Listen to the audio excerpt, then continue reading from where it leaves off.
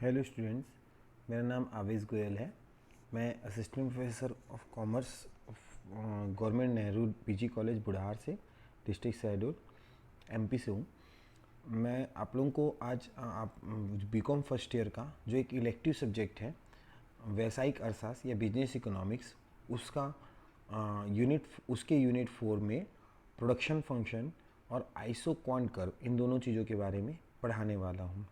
ये मेरा मॉड्यूल है, मॉड्यूल 4.1, यूनिट 4 का 4.1 मेरा मॉड्यूल है। इसके बारे में आप लोगों को आज मैं पढ़ाने वाला हूँ इस पीपीटी के माध्यम से। इसमें कुछ हम लोग इंडेक्स पढ़ेंगे। ये 12 टाइप के 12 टॉपिक के बारे में हम लोग चर्चाएँ करेंगे।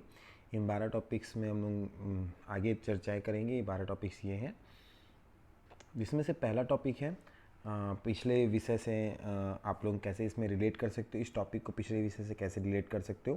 तो इसके बारे में बताना चाहूँगा। उत्पादन के विभिन्न साधन, जो इसके पहले मॉड्यूल में यूनिट 3 में मॉड्यूल में पढ़े होंगे आप लोगों, उत्पादन के साधन, विभिन्न फैक्टर ऑफ प्रोडक्शन, विभिन्न साधन जो पढ़े होंगे, या उत्पादन के विभिन्न साधन या factor of production, different factor of production पढ़े माफ़ी चाहूँगा। उसके बारे में मैं आप लोगों को इस वीडियो मॉड्यूल के उसके बारे में आगे मैं इस मॉड्यूल के बारे में बताऊंगा। उसको पढ़ने से आपको आगे आने वाले जो मैं मॉड्यूल पढ़ाने वाला हूँ उसे समझ पड़ेगी, उसमें समझने में आसानी होगी। तो उसको आप लोग पढ़ लें, पहले उस वीडियो को देख लें, उस मॉड्यूल को देख लें। उसके बाद ये मॉड्यूल समझना आप लोगों के लिए आसान हो जाएगा, ये लेक्चर आप लोगों के लिए समझना बहुत आसान हो जाएगा। आगे देखते हैं, इसमें आप लोगों को, विद्यार्थियों को क्या क्या पढ़ने को, क्या क्या समझने को मिलेगा इस पूरे मॉड्यूल में। तो इस मॉड्यूल को पढ़ने के बाद आप लोगों को उत्पादन फलन के बारे में सामान्य जानकारी मिलेंगी। दूसरा, इस उत्पादन फलन के 2 प्रकारों के समझने में प्रारंभिक समझ प्राप्त होगी कि उत्पादन फलन क्या होता है, उसके प्रकार कौन कौन से हैं, उसके बारे में मैं आप लोगों को इस मॉड्यूल में समझाऊंगा। समुत्पाद वक्र होंगे, उसके बारे में समझने में आपको जानकारी मिलेगी, और उत्पादक फलन संतुलन के बारे में भी जानकारी प्राप्त होगी।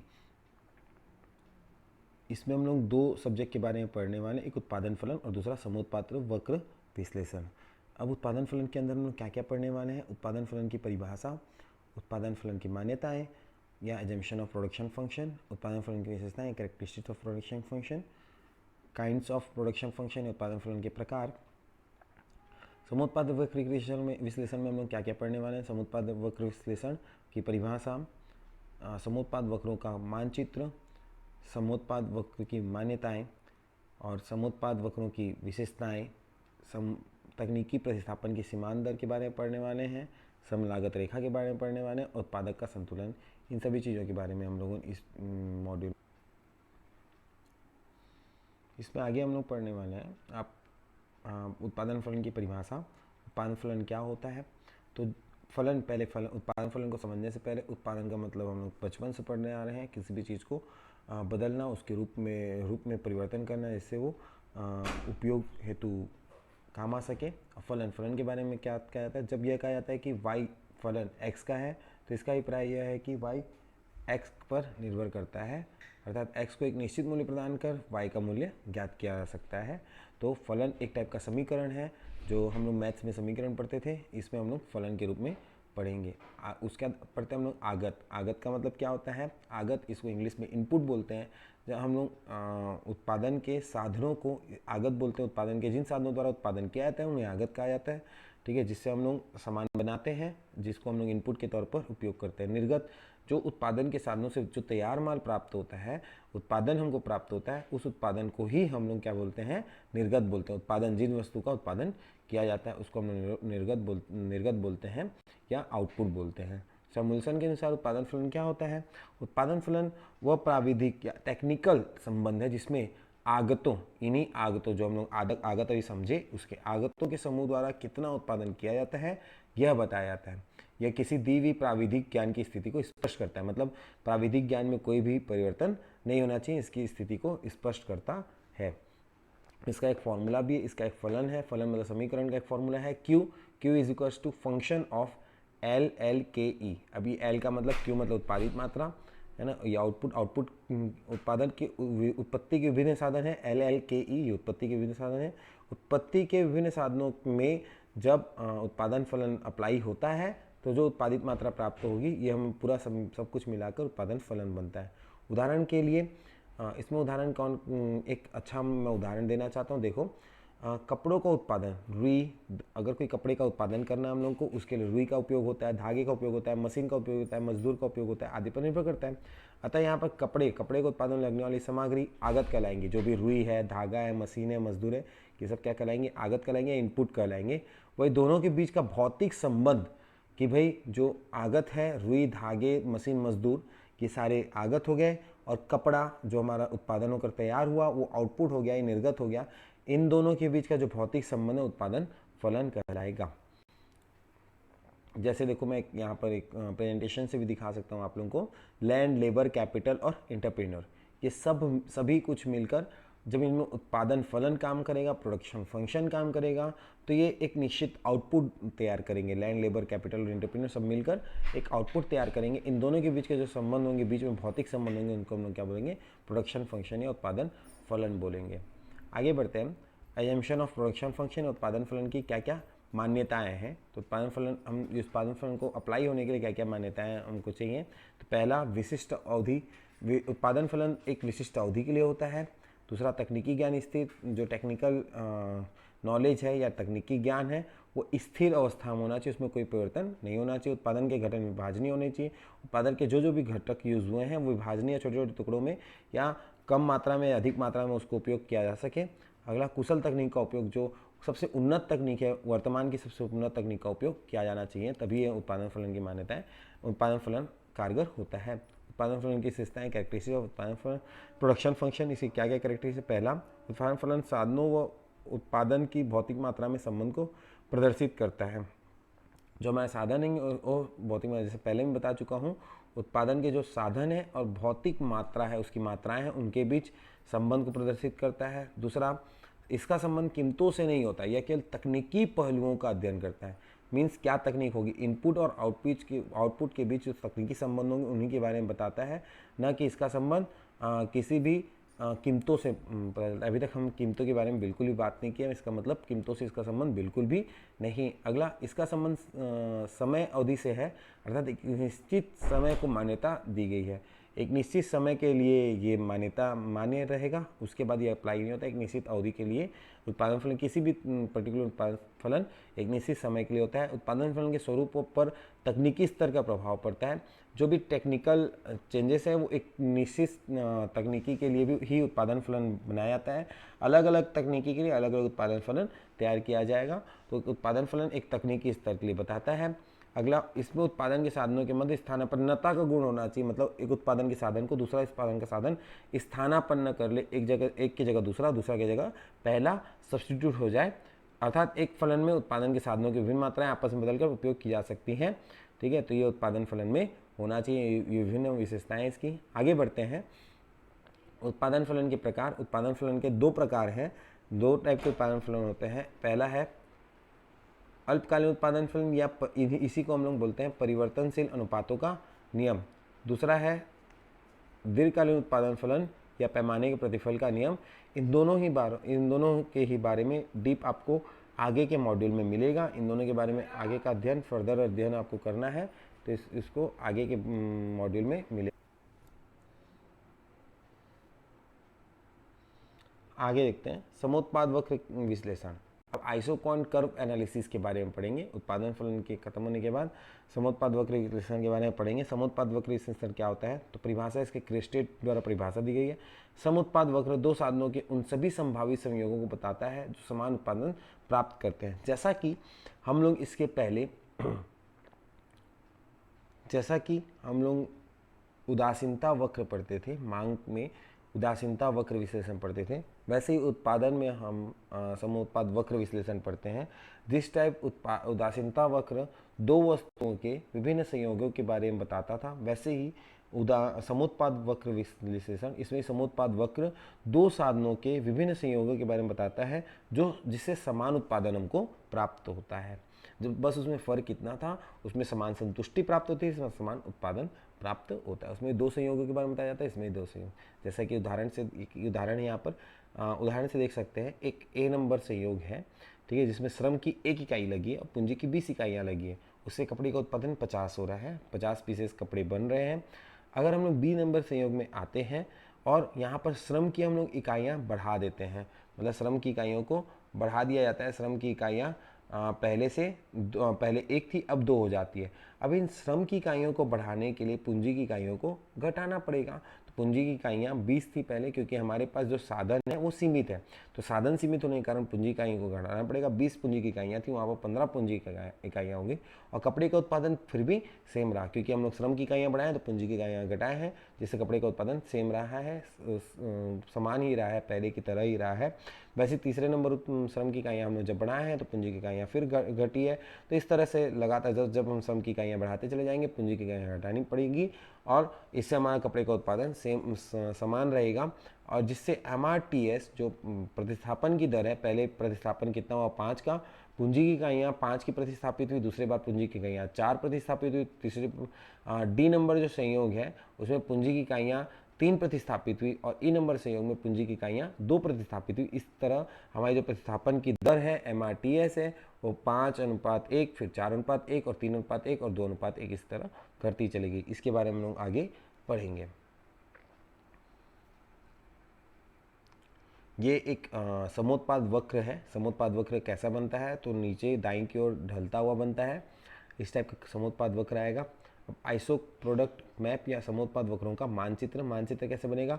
अगर हम लोग विभिन्न समोत्पाद वक्रों को एक ग्राफ में एक ही साथ लिखते हैं तो उसको समोत्पाद मानचित्र बोलते हैं। देखो यहाँ पर Q1, IQ1, IQ2, IQ3 अलग अलग समोत्पाद वक्र हैं। जब इनको एक साथ एक ग्राफ में बनाया जाता है तो समोत्पाद वक्रों का मानचित्र कहा जाता है। समोत्पाद वक्र की मान्यताएं, इसकी क्या क्या मान्यताएं हैं, तो पहला मान्यता इसकी क्या है, उत्पादन में केवल 2 साधनों का प्रयोग किया जाता है। इसमें समोत्पाद वक्र में समोत्पाद वक्र का पहला मान्यता यह है कि सिर्फ 2 साधनों का प्रयोग किया जाता है। इसको यह मान के चला जाता है कि उत्पादन में सिर्फ 2 साधनों का प्रयोग किया गया है। उत्पादन की तकनीक में कोई परिवर्तन नहीं होता है। अगला, उत्पादन के साधन छोटी छोटी इकाइयों में विभाजित किए जा सकते हैं। अगला, उत्पादन के साधनों का प्रयोग उनकी पूरी कुशलता से किया जा रहा है, ये मानकर समोत्पाद वक्र बनाया जाता है। वैसे समोत्पाद वक्र की विशेषताएं क्या क्या हैं, तो पहला, समोत्पाद वक्र बाएं से दाएं नीचे की ओर झुका रहता है। देखो ऐसा अगर बनाओगे समोत्पाद वक्र ग्राफ में प्रेजेंट करने से बाएं से दाएं की ओर नीचे ओर झुका होता है, मतलब रेक्टेंगुलर हाइपरबोला शेप में रहता है, जैसे मांग वक्र रहता है उसी शेप में रहता है। समोत्पाद वक्र परस्पर एक दूसरे को नहीं काटते हैं, है ना, एक दूसरे को इस टाइप का नहीं काट सकते। ऐसा अगर समोत्पाद ऐसा कोई वक्र है तो समोत्पाद वक्र नहीं होगा। अगला, समोत्पाद वक्र क्षैतिजीय नहीं होता, मतलब इस टाइप का अगर रहेगा हॉरिजॉन्टल शेप में रहेगा तो समोत्पाद वक्र नहीं कहलाएगा वो।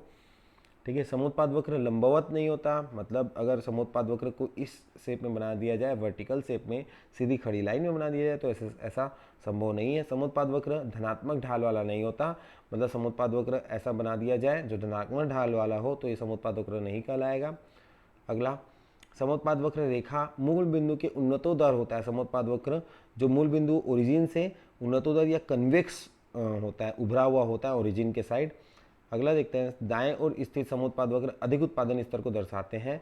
समोत्पाद वक्र में अगर समोत्पाद मानचित्र में देखें तो IQ1, IQ2 और IQ3, तो IQ3 IQ2 की अपेक्षा ज़्यादा उत्पादन स्तर को दर्शाएगा, वैसे ही IQ2 IQ1 की अपेक्षा ज़्यादा उत्पादन स्तर को दर्शाएगा। अगला, समोत्पाद वक्र समकोण भी हो सकते हैं। ये समकोण कब होते हैं वो समोत्पाद वक्र, जब वस्तुएं पूर्ण पूरक होती है। जब वस्तुएं पूर्ण पूरक होती हैं तो समोत्पाद वक्र समकोण भी हो सकते हैं। समोत्पाद वक्र की सीमा रेखा या रीज रेखा, तो समोत्पाद वक्र की रीज रेखा कब होती है, समोत्पाद वक्र एक लिमिट टाइम तक तो रेक्टेंगुलर हाइपरबोला होता है, उसके बाद ये उठते चले जाते हैं, उल्टे साइड उठते चले जाते हैं। जैसे देखो इसमें जो डॉट डॉट लाइन है उस साइड उठते चले जा रहे हैं, वहाँ पर समोत्पाद वक्र हमको काम नहीं आते, वहाँ पर समोत्पाद वक्र का कोई फायदा नहीं होता है, इसलिए समोत्पाद वक्र वहाँ पर काम नहीं आता, इसलिए इसको रीज रेखा बोलते हैं। अगला बढ़ते हैं, हम लोग समोत्पाद वक्र इतना में खत्म हुआ। इसके बाद पढ़ते हैं हम लोग तकनीकी प्रतिस्थापन की सीमांत दर। या marginal rate of technical substitution, अभी हम लोग पढ़े थे, इससे पहले ही मैं उसको आगे बताऊंगा जिसको बताया था, इसी के बारे में हम लोग आगे पढ़ते हैं। अर्थ इसका मतलब क्या होता है, जब एक साधन x की साधन y के लिए तकनीकी प्रतिस्थापन की सीमांत दर y की वह मात्रा है जो साधन x की एकत्रित इकाई प्राप्त करने के लिए त्याग की जाती है ताकि उत्पादन का स्तर अपरिवर्तित रहे। मतलब जब हम लोग एक साधन x को बढ़ाते हैं और जिसके कारण हमको एक साधन को त्यागना पड़ता है, क्योंकि हमारे पास जो संसाधन है वो सीमित है, तो एक साधन को बढ़ाने से, उत्पादन के एक साधन को बढ़ाने के लिए हमको दूसरे साधन को त्याग करना पड़ेगा या उसको कम उपयोग करना पड़ेगा। जब हम लोग एक दूसरे को रिप्लेस करते जाते हैं, है ना, तो ये इसको हम लोग तकनीकी प्रतिस्थापन की सीमांत दर से नापते हैं। जैसे उदाहरण द्वारा मैं समझा सकता हूँ आप लोगों को। एल या श्रम की इकाइयाँ एक थी पहले, उसके बाद जो ए संयोग है, ए संयोग में श्रम की इकाइयाँ एक थी, पूंजी की इकाइयाँ 20 थी, जिसके कारण कपड़े का उत्पादन 50 हो रहा था। हम बी नंबर संयोग में आते हैं। बी नंबर संयोग में श्रम की इकाइयाँ 2 है, वहाँ पूंजी इकाइयाँ हमको घटानी पड़ी। कितनी घटानी पड़ी? 20 का 15 करनी पड़ी, मतलब 5 पूंजी इकाइयाँ कम करनी पड़ी। तो इसकी तकनीकी प्रतिस्थापन की सीमांत दर कितनी हो जाएगी? 5:1 हो जाएगी। 5 के बदले में हमने 1 के बदले में हमने 5 को त्याग किया। उसके बाद सी नंबर संयोग में आते हैं, वहाँ पर पूंजी इकाइयाँ 15 से हमको 11 करनी पड़ी और श्रम की इकाइयाँ बढ़ गई 2 से 3। तो यहाँ पर हमने 4 के जगह 1 के जगह 4 को त्याग किया। उसके बाद डी नंबर संयोग में आते हैं, 3 से 4 हुई और 11 से 8 हुई, वहाँ पर हमने 1 के जगह 3 का त्याग किया। तो इस तरह से तकनीकी प्रतिस्थापन की सीमांत दर डिनोट होती है। जितना हमने एक की जगह दूसरे को प्रतिस्थापित किया है, मतलब श्रम की एक इकाई बढ़ाने के लिए पूंजी की कितनी इकाइयों को प्रतिस्थापित किया, ये हमको तकनीकी प्रतिस्थापन की सीमांत दर से पता चलता है। इसके अगर सूत्र है MRTS या marginal rate of technical substitution is equals to minus delta Y by delta X is equals to साधन y में परिवर्तन बटे साधन x में परिवर्तन, ये सूत्र बोल सकते हैं। अच्छा, ऋणात्मक चिन्ह घटते, जो ऋणात्मक चिन्ह इसमें दिखा रहा है फॉर्मूला में, सूत्र में, वो ऋणात्मक चिन्ह घटते हुए तकनीकी सीमांत की प्रतिस्थापन की सीमांत दर को बताता है। क्योंकि हम लोग पहले टेबल में देख चुके हैं, जो हमारी तकनीकी प्रतिस्थापन की सीमांत दर थी वो घटते चली जा रही है। पहले 5:1, फिर 4:1, फिर 3:1, तो ये ऋणात्मक चिन्ह उसी को दिखाता है कि ये कम होती चली जाएगी। किसी बिंदु पर तकनीकी प्रतिस्थापन की सीमांत दर सम उत्पाद वक्र के ढाल को मापती है। मतलब सम उत्पाद वक्र का ढाल कितना होगा, है ना, ये हमको क्या बताता है? तकनीकी प्रतिस्थापन की सीमांत दर बताती है। अगला देखते हैं। अब हम लोग पढ़ेंगे सम लागत रेखा या बजट रेखा या आइसो कॉस्ट लाइन पढ़ेंगे। ठीक है, इसका अर्थ क्या होता है? सम लागत रेखा दिए गए लागत व्यय के अंतर्गत उपलब्ध दो उत्पत्ति साधनों के विभिन्न संयोगों को बताती है। मतलब अगर एक लागत व्यय दे दिया जाए, जैसे कि आपके पास मान लो 500 रुपये है, 500 रुपये में आपको 2 चीज़ें खरीदनी है, तो आप किस चीज़ की कितनी क्वांटिटी खरीद सकते हो, इसके बारे में कौन बताता है? तो हमको सम लागत रेखा बताती है कि हम कौन से साधन कितना खरीद सकते हैं। एक उत्पादन करने के लिए हम कौन से साधन कितना मात्रा में खरीद सकते हैं, इसके बारे में सम लागत रेखा बताती है। सम लागत रेखा का मानचित्र भी है। जैसे फैक्टर x, अगर हमारे पास 300 रुपये, पहला हमारा जो लाइन है H और L हमको प्रदर्शित करता है कि हमारे पास मान लो 300 रुपये हैं, तो फैक्टर x का हम लोग कितना यूनिट खरीद सकते हैं? मान लो 100 यूनिट खरीद सकते हैं। फैक्टर y का 60 यूनिट खरीद सकते हैं। ऐसे ही हमारे पास अगर 400 रुपये है, तो फैक्टर जो x है उसका OF यूनिट खरीद सकते हैं और फैक्टर y का OE यूनिट खरीद सकते हैं। वैसे ही हमारे पास अगर 500 रुपये है, तो हम लोग फैक्टर x का OT यूनिट खरीद सकते हैं और फैक्टर y का OP यूनिट खरीद सकते हैं। यह हमको सम लागत रेखा या बजट रेखा दिखाती है। अब इसके बारे में और जान लेते हैं। कीमत रेखा का ढाल उत्पत्ति साधनों की कीमतों के अनुपात को बताता है। कीमत रेखा का जो ढाल है, ढाल क्या बताता है? ढाल मतलब दाएं की ओर झुकता हुआ होता है ना, ये x एक्सिस और y एक्सिस को टच करता है कीमत। अच्छा, इसके बारे में हम बता दें, सम उत्पाद रेखा का जो सम लागत रेखा का जो लाइन है वो x एक्सिस और y एक्सिस को टच करता है, लेकिन समोत्पाद वक्र विश्लेषण में समोत्पाद वक्र का जो लाइन है वो कभी भी x एक्सिस y एक्सिस को टच नहीं करता है। कीमत रेखा का ढाल उत्पत्ति साधनों की कीमतों के अनुपात को बताता है। अगला, उत्पादन साधनों की कीमत रेखा का ढाल बराबर क्या होता है? px बटे py होता है। अगला बढ़ते हैं। प्रोड्यूसर्स इक्विलिब्रियम या उत्पादक का संतुलन या साधनों का अनुकूलतम संयोग। अर्थ। इसका मतलब क्या होता है, जब उत्पादक दिए हुए लागत व्यय से उत्पादन की अधिकतम मात्रा प्राप्त करता है तो उस ही उत्पादक का संतुलन या साधनों का अनुकूलतम संयोग कहा जाता है। इसका मतलब साधनों का अनुकूलतम संयोग भी कह लेते हैं इसी को, उत्पादक का संतुलन भी कह लेते हैं। जब एक दिए हुए लागत से अधिकतम मात्रा में सबसे अधिकतम उत्पादन जब प्राप्त करता है उत्पादक, तो उसको हम एक लिमिटेड लागत से अधिकतम उत्पादन जब प्राप्त करता है तो उसको उत्पादक का संतुलन भी कहा जाता है या साधनों का अनुकूलतम संयोग भी या उपयोग भी कहा जाता है। उत्पादक का संतुलन में होना अर्थात लाभ अधिकतम कमाना होता है। इसका मतलब देखो, इसमें दो तरीके से हो सकता है ऐसा, जैसे लागत को न्यूनतम करना जबकि उत्पादन की मात्रा दी हुई हो, या तो आप लागत को कम से कम कर लो। आपको उत्पादन पहले भी 2000 होता था, अब भी 2000 होता है, लेकिन पहले लागत अगर 5000 रुपये लगती थी तो अब लागत को आप घटाकर 4000 अगर कर लेते हो, तो लागत को न्यूनतम करना जब उत्पादन सेम टू सेम, मतलब 2000 पहले भी था अब 2000 होता है, उत्पादन आपका बराबर होता है, लेकिन आप अगर लागत को कम कर लेते हो तब भी आप उत्पादक संतुलन में कहलाएगा। दूसरा तरीका है इसका, उत्पादन अधिकतम करना जब उत्पादन व्यय दिया हो। अगर आपका खर्चा 5000 का 5000 ही हो रहा है, आपका खर्चा पहले भी 5000 था अब भी 5000 है, लेकिन उससे आप अगर उत्पादन पहले 2000 करते थे और अब उत्पादन 4000 कर पा रहे हो, इसका मतलब तब भी आप उत्पादक संतुलन में कहलाएगा। मतलब पहला तरीका क्या है कि अगर आप लागत को कम कर लो पहले की अपेक्षा, या फिर उत्पादन बढ़ा लो, दोनों तरीकों से आप या उत्पादक संतुलन में कहलाया जा सकता है। जैसे इसके लिए हम लोग एक चित्र प्रदर्शित कर रहे हैं यहाँ पर, एक लागत को न्यूनतम करना जबकि उत्पादन की मात्रा दी हुई हो। जब लागत को न्यूनतम करना है तो ये पहला चित्र हमको दिख रहा है, फिगर 17, ठीक है। यहाँ पर m दे रखा है, m हमको क्या दिखाता है, न्यूनतम लागत वाले संयोग को m से प्रदर्शित किया गया है, क्योंकि देखो यहाँ पर बहुत सारे बजट रेखा खींची हुई है और एक समुत्पाद वक्र रेखा खींची हुई है।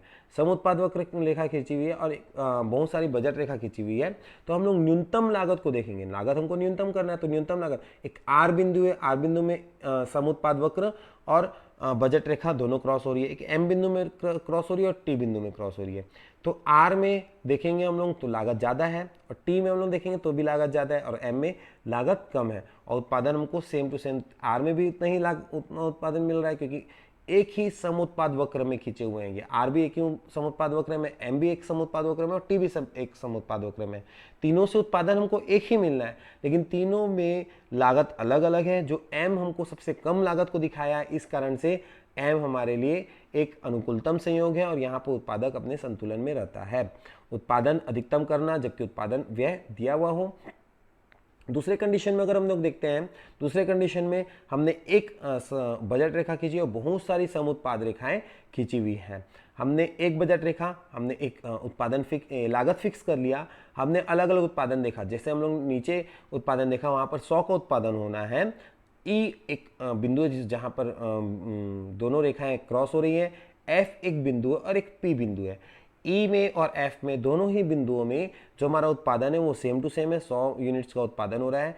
पी बिंदु एक ऐसा है जिसमें उत्पादन हमारा ज़्यादा हो रहा है, 200 यूनिट का उत्पादन हो रहा है, लेकिन लागत ई हो चाहे पी हो चाहे एफ हो, तीनों में ही लागत सेम टू सेम हो रही है, समान लागतें हो रही हैं। चूँकि हमको उत्पादन से समान लागत में हमको उत्पादन पी बिंदु में ज़्यादा मिल रहा है, इसलिए हम पी को ही हम क्या मानेंगे, अधिकतम संतुष्टि का स्तर या अधिकतम संतुलन का स्तर, उत्पादक का संतुलन का स्तर मानेंगे। ठीक है बच्चों, इसके बाद हम पूरे अभी तक जो हमने पढ़ा है उसी को फिर से रिवाइज कर लेते हैं कि उत्पादन फलन क्या होता है। ठीक है, उत्पादन फलन एक दिए हुए समय के लिए उत्पत्ति के साधनों और उनके द्वारा उत्पादित उत्पादन की मात्रा के भौतिक संबंध को बताता है। अगला हम किसके बारे में पढ़ सकते हैं, इसका जो हमने एक फॉर्मूला पढ़ा, समीकरण पढ़ा, Q बराबर F ब्रैकेट में L L के E। ठीक है, इसके बाद उत्पादन फलन के प्रकार पढ़े हमने, दीर्घकालीन उत्पादन फलन, अल्पकालीन उत्पादन फलन। उसके बाद क्या पढ़े, समुत्पाद वक्र। समुत्पाद वक्र क्या होता है, समुत्पाद वक्र दो साधनों के उन सभी संभावित संयोगों को बताता है जो समान उत्पादन प्राप्त करते हैं। अगला तकनीकी प्रतिस्थापन की सीमांत दर, MRTS क्या होता है, इसके बारे में हम लोग पढ़ चुके हैं। अगला MRTS का फॉर्मूला पढ़ चुके हैं, इसके बारे में पढ़ चुके हैं। ऋणात्मक चिन्ह घटती, अच्छा हम इसके बारे में पढ़ चुके हैं कि भाई जो MRTS है उसमें ऋणात्मक चिन्ह जो लगता है उसके सूत्र में वो घटती सीमांत दर को बताता है। किसी बिंदु पर तकनीकी प्रतिस्थापन की सीमांत दर समुत्पाद वक्र के ढाल को मापती है, इसके बारे में हम लोग पढ़ चुके हैं। कीमत रेखा का ढाल उत्पत्ति साधनों की कीमतों के अनुपात को बताता है, इसके बारे में पढ़ चुके हैं हम लोग। उसके बाद कीमत रेखा का जो ढाल है उसका फॉर्मूला है पी एक्स बटे पी वाई, इसके बारे में हम लोग पढ़ चुके हैं। उत्पादन का संतुलन, उत्पादक का संतुलन कब होता है, M R T S X Y equals to M P X, मतलब marginal price X by marginal production X बटे marginal production Y is equals to price of X by price of Y होता है। इसके बारे में पढ़ चुके हैं। इसके बारे में अगर हम लोग को आगे बहुत सारी अगर इसके बारे में और जानकारी, विस्तृत जानकारी चाहिए तो इसके लिए कुछ लिंक्स हैं, कुछ बुक्स हैं, जैसे बीए फर्स्ट ईयर की साहित्यभवन पब्लिकेशन की इकोनॉमिक्स की बुक है, बीए फर्स्ट ईयर की कैलाश पुस्तक सदन की इकोनॉमिक्स की बुक, इसके बारे में हम लोग पढ़ सकते हैं। कुछ रेफरेंसेज हैं जिससे मैंने ये सारी चीज़ें लिखी हुई हैं, मैंने संग्रह किया हुआ है, संग्रहण मेरा इन्हीं रेफरेंसेज से है। अच्छा, इन सबको पढ़ने के बाद हम लोग अपना स्व मूल्यांकन कर लेते हैं बच्चों कि हमने क्या क्या पढ़ा, इसके बारे में क्या क्या सीखा। ठीक है, इसमें पहला मैं आपसे कुछ क्वेश्चन करूंगा, उसके बारे में आप अपने आंसर्स पुट करना, क्या देखते हैं आपने क्या सीखा क्या पढ़ा। उत्पादन फलन बताता है उत्पादन की मात्रा का भौतिक संबंध, उत्पत्ति के साधनों का भौतिक संबंध, उत्पादन की मात्रा तथा उत्पत्ति के साधनों के भौतिक संबंध, कुल आय तथा कुल विनियोग का पारस्परिक संबंध। बताओ बच्चों, इनमें से आपको मैं 5 सेकंड का टाइम देता हूं कि आप बताइए इनमें से कौन सा सही है।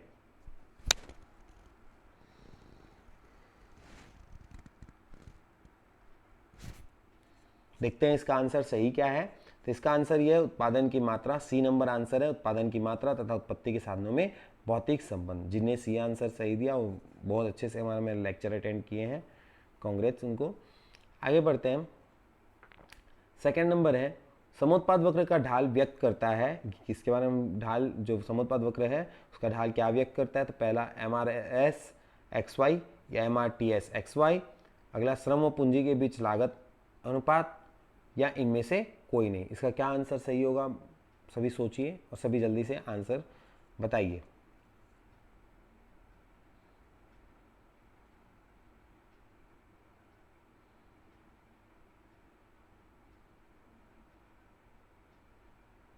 इसका सही आंसर है बच्चों B, M R T S X Y. अगला बढ़ते हैं। थर्ड नंबर क्वेश्चन है, साधन कीमत रेखा का ढाल होता है P X by P Y, P Y by P X, minus P X by P Y, या minus P Y by P X. सोचिए, जल्दी सोचिए बच्चों।